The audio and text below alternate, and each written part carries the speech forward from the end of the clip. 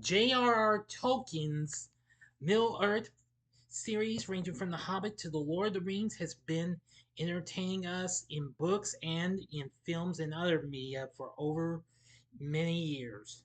And I've just seen a brand new anime style flick in the franchise called The War of the Rohirrim, now playing in theaters. But is this new Lord of the Rings anime feature any good? Or is this one just worthy to take a savage being by a ton of orcs? Or should I say an army of orcs? As find out in this spoiler-free review right now. This is Big D's Entertainment Rankings and Reviews.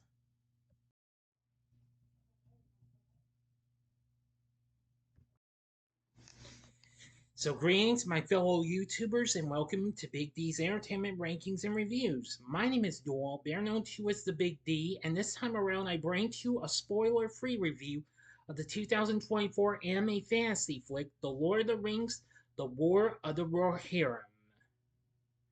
Released by New Line Cinema as a co-production between them along with Warner Bros. Animation plus Domain Entertainment and Sola Entertainment in association with Wingnut Films.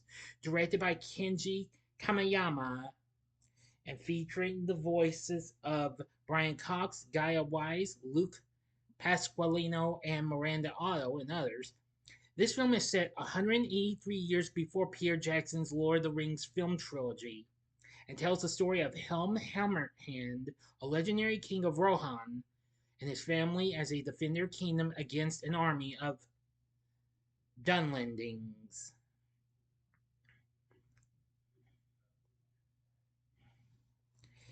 Now, this film's doing okay despite getting mixed reviews, so it may still do alright, what have you. Anyway, now, set 183 years before the events of the War of the Ring, the voice of Yowen narrates the story and tells how the story of Hera, a would-be shield maiden of Rohan and the king's daughter, will not be remembered in great tales or songs. Freka, a Dunlending lord, comes to the hall of King Helm with his son Wolf, and Freka is unimpressed that Hera is to be married to a lord of Gondor and tries to force a marriage between Wolf and Hera in order to usurp the throne of Rohan. Wolf wishes to marry Hera while she is uninterested in marriage. Helm and Freka begin a fistfight outside the hall, during which Helm unintentionally kills Freka with a single blow, earning Helm the nickname Hammerhand, and Wolf, devastated, vows revenge. And soon,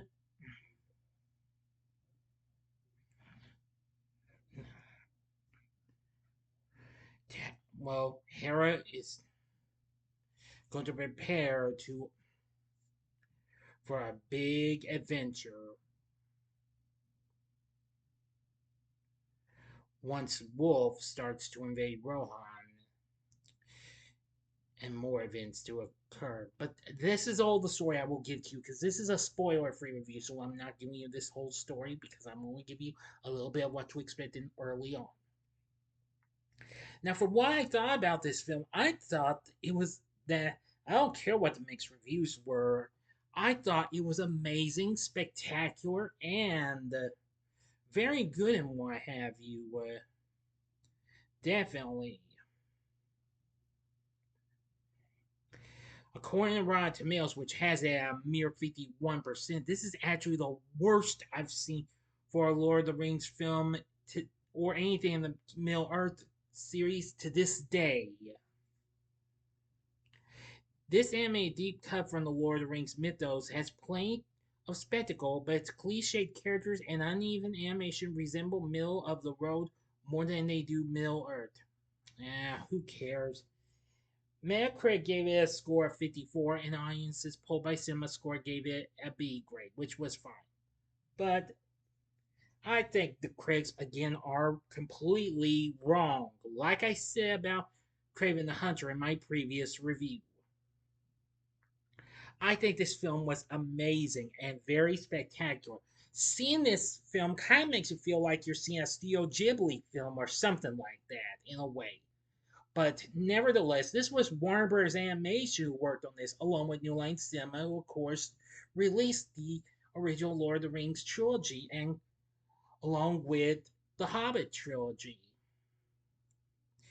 Anyway, I thought the animation styles were very good, and it had epic battle sequences, just like what you could get from the other Lord of the Rings films or any other films that was based on the Middle Earth series that Tolkien gave to us. So overall, I thought that was pretty good. Stephen Gallagher's score for the film, I think, was very good as well. And, well, hard to explain, but I think it was just so incredible.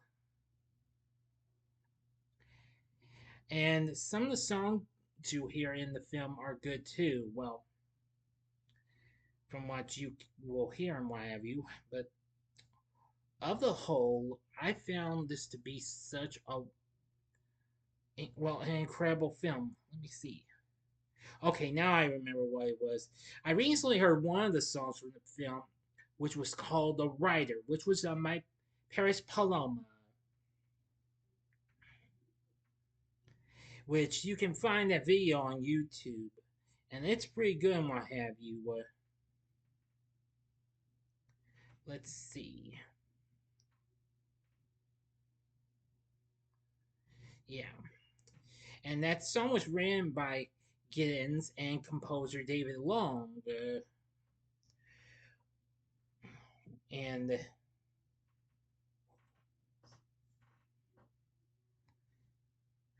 who of course worked on some of the who actually did the music for the Peter Jackson Lord of the Rings franchise as well as Jackson's King Kong.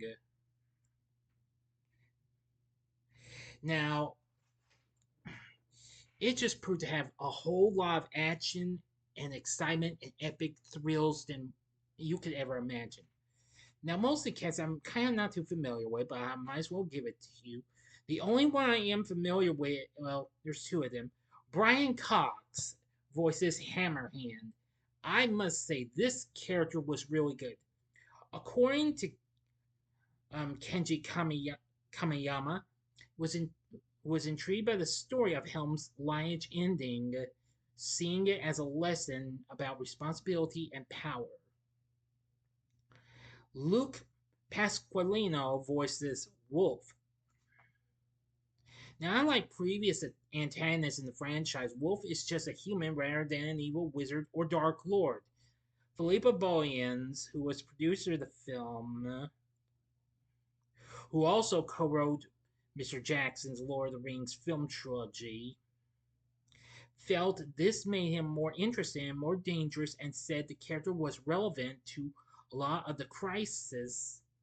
I mean, no, not crisis. No, crisis. I'm sorry if it's crisis, but what we're facing today. And Miranda Otto, who has done numerous films, including The Lord of the Rings, where she voices does Eowyn, and she returns to voice this character. Now, the film has lots of other voice actors, but most of them I'm not too familiar with.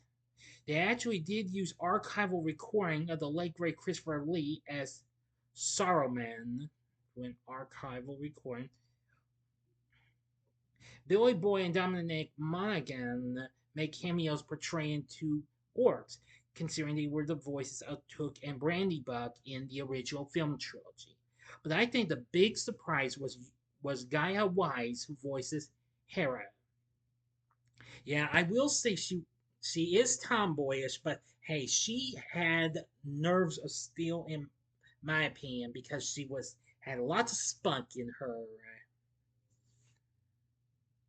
Anyway, according to Wise, Miss Wise, she said the character was closer to the female heroes from Hayao Miyazaki's anime films, such as Nausicaa, if I mispronounced that, I apologize, of the Valley of the Wind from 1984, than Eowyn and Arwen. the female heroes of the Lord of the Rings trilogy. And while those characters are fully formed women, Weiss said Hera was rebellious and complicated. And I like that about the character. This was very good to see an actual female character get some credit for her performance and what have you. And I think she did an exceptionally good job, and so was this character. So with everything said, I loved the Lord of the Rings: The War of the Rohirrim.